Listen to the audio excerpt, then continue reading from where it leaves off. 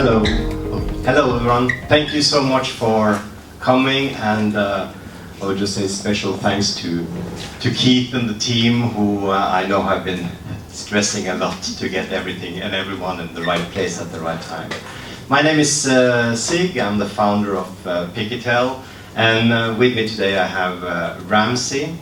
Ramsay is an educator, and he's the only reason for us having the growth we have had the last year, because when I start talking about Pickatale, I just talk about what excites me, and that always just confuses people. So I will hand it over to Ramsay to do the presentation on the product, and then I will come back when we're going to talk a little bit about AI and what we have done on that front. So thank you.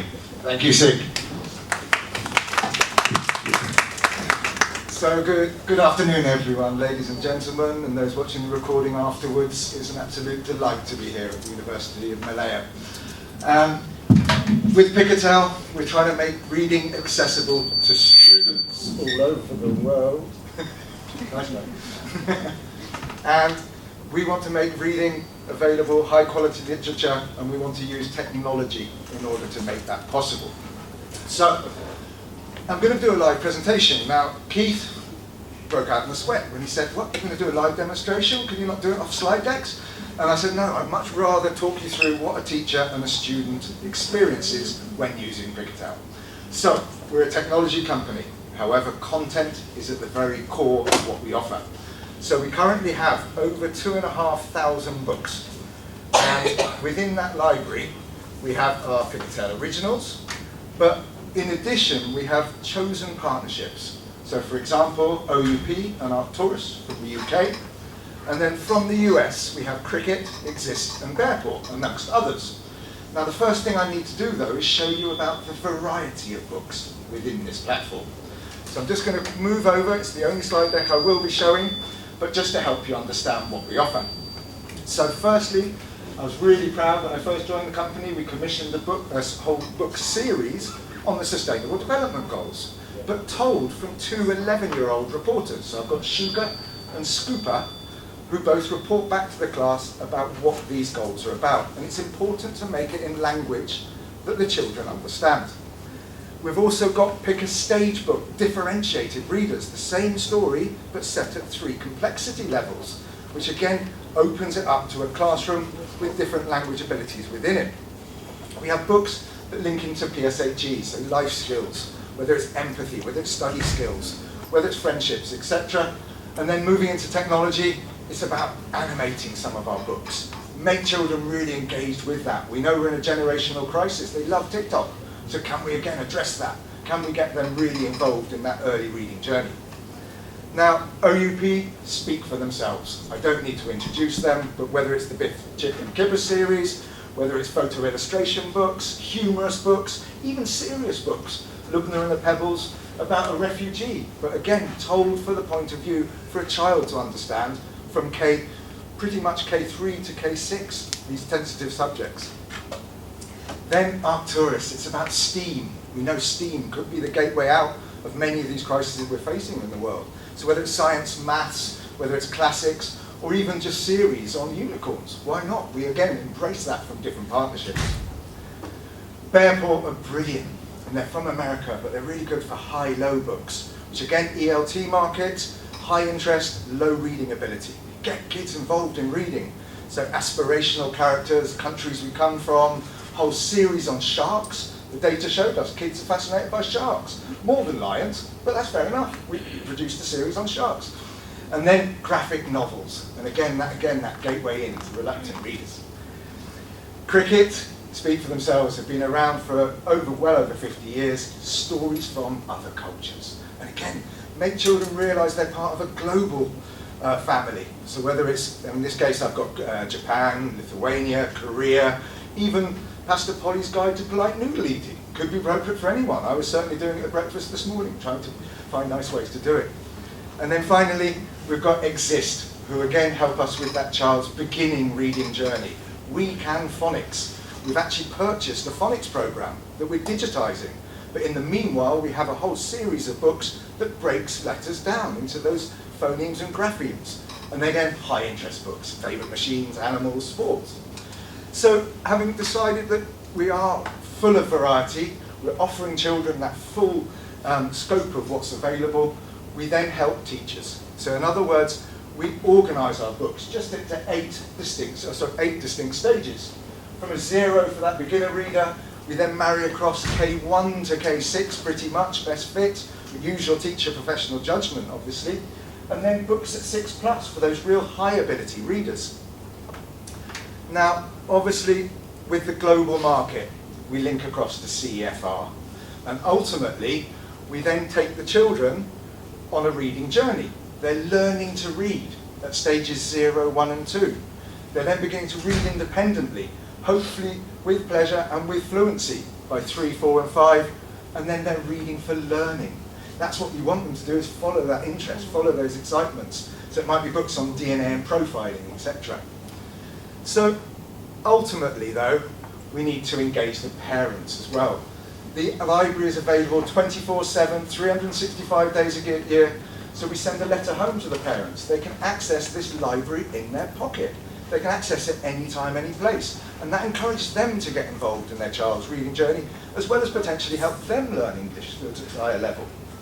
So, having talked a little bit about the background of it, let's dive into the platform itself. So, if I just come over from the website, I click school login as a student or a teacher, I come straight into the same homepage. I see the books load up any minute now. And I'm then greeted with a sort of Netflix, Disney Plus, Amazon style approach. Lots of categories listed down, trying to engage that reader. We've also, for a teacher, included an additional button, which is the dashboard. Now that opens it up, we record all the reading statistics for that child, accurate, live, and then what we're going to be doing is overhauling this dashboard in March and giving it a huge UI overhaul and really showing progress for the children, giving graphs, downloadable data, etc. And so really informing teachers on that next learning steps. Ultimately though, it's about finding books. With 2,500, a teacher wants to find a book quickly. So if I just come to the AI search, again we've analysed all the text within the books, so we're searching deep within the books, not just the titles. I might just start, for example, search for, I don't know, eco. And then I start applying filters. So it might be that I want a US or a UK English narrator. It might be that I want books at stage 4, books with quizzes. And then I dive into the different categories. So maybe just in this case we'll go animals. And then the lovely thing is, as a teacher, just 3 clicks, I assign it to my students, I click Save Changes, and that book now appears at the top of the student's bookshelf. So it's a seamless little ecosystem that encourages teachers to recommend books, but equally students to go on their own reading journey. We've realised that's the important thing. Now, just moving over to the books themselves, because I do want to get on to the AI stuff. I know this is where you're all excited and going, come on, move along. We've got obviously books that really support teaching and learning within a classroom. And just before I shut down this pop-up, have I gone to get snacks? What's that about? And that's just to stop children trying to hack our system. If they move away from the tab, e.g. they're not reading, we stop the recording time. It's only when they keep reading that then it's available. And teachers are able to use the touchscreens at the front of the class, they're able to zoom in and out, we've got high definition books, and then illustrate key teaching points. Why not? And then dive back into their teaching and learning. I mentioned the pick a stage books, differentiated readers, and honestly this gets me excited as a teacher. I know the huge disparity of abilities I had within my class, and I want them accessing the same content. So this is a delightful book, Eliot and the Wandering Forest, and I'm on stage 1 of the book, the low version. So as you can see, I've got 2 very simple sentences describing what's happening on the page. By the time I move up though, to the stage 2 book, I've now introduced some fronted adverbials, in the case of Far Beyond the City Lights. I've even got adjective phrases filled with wonder. In other words, I'm beginning to paint more of a picture. And then by the time I get up to stage 3, same book, same page, I've now introduced, I've got some similes in there, where the stars shone like diamonds. I've added in adjectives. I've shown the student how they can really make their writing come alive when they're linking that into reading. So it's a great way for teachers to demonstrate that. We do academic research and link in with Wicked and some key players in the field. And one of the key findings was that if you show students a short video at the beginning of a book, it will massively improve their comprehension skills. Long ago, people in the Stone Age used it to make tools and weapons. They hunted wild animals and gathered plants for food. They were called hunter-gatherers. During the Mesolithic period, people learned how to fish and collect seeds to plant. In the Neolithic period, people developed farming and built more permanent settlements. They communicated through cave paintings, telling stories about their brave hunts and adventures.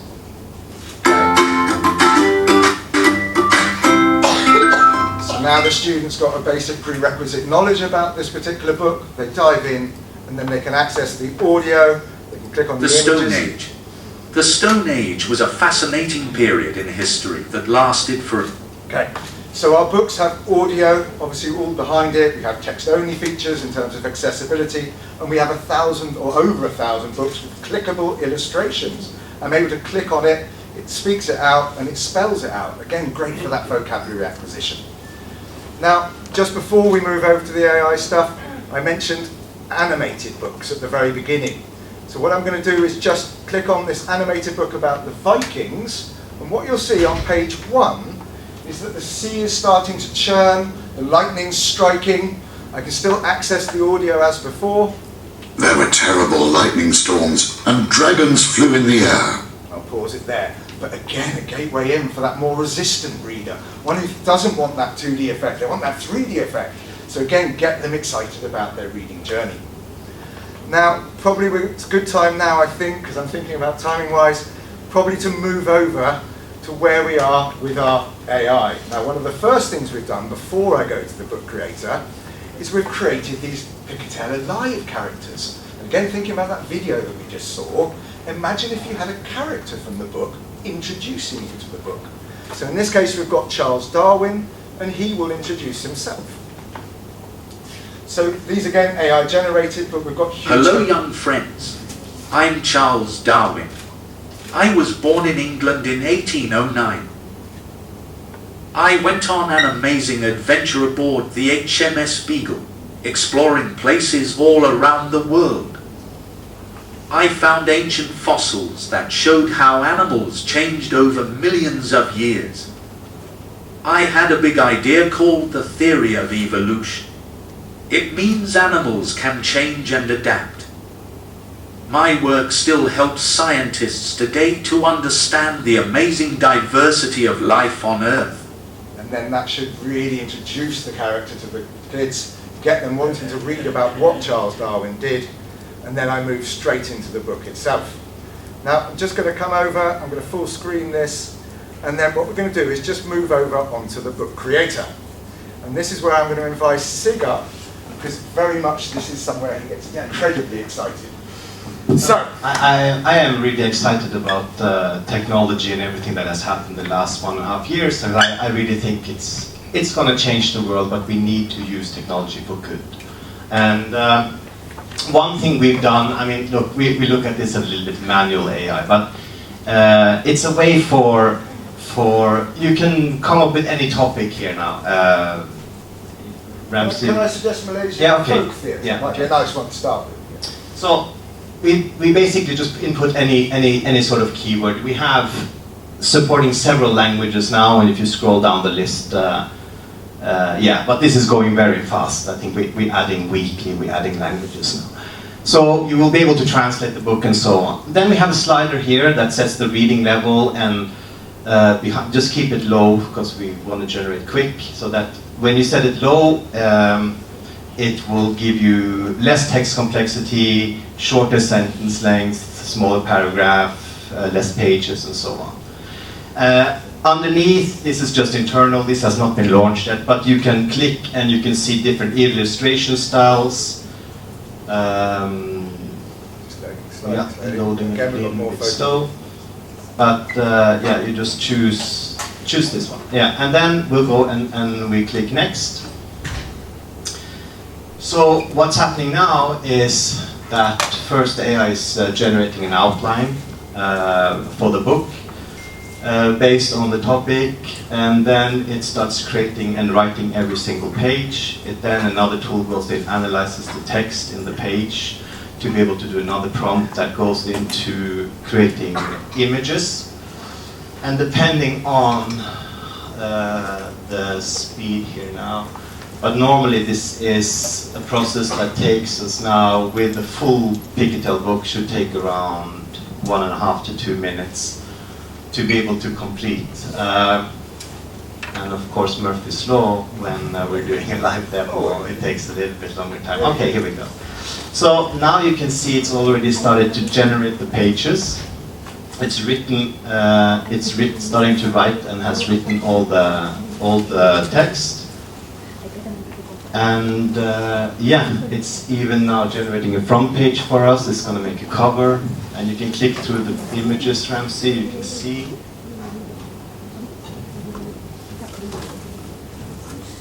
So it's starting to make better and better, but there's a lot of tuning still to be done.